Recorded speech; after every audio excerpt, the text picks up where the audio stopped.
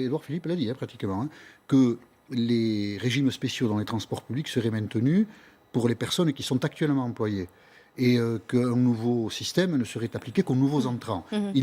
Il l'a dit vendredi, de manière implicite, mais tellement forte qu'à mon avis, ça doit téléphoner derrière.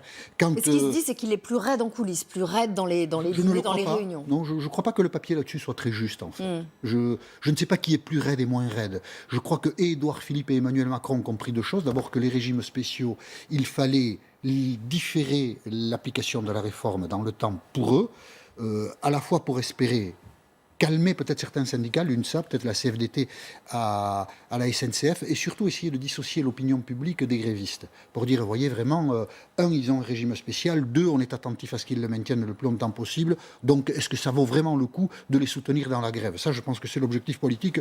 Macron et Édouard Philippe mènent dans la main là-dessus.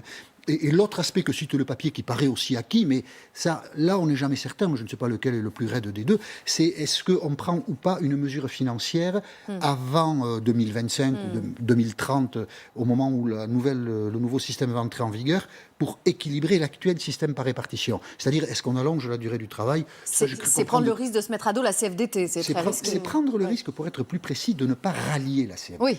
Parce que pour l'instant, le ralliement manque. Parce que quand même, dans cette histoire, on est à front renversé. Celui qui nous a cassé les pieds avec le régime de système de retraite par points, c'est la CFDT. Depuis 15 ans, ils nous cassent les pieds avec ça. Voilà la réforme sur la table, ils disent nous, on n'en veut pas.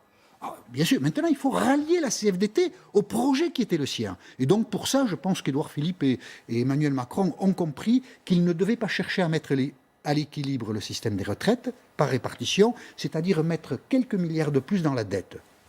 Et puis d'autres géreront le bazar.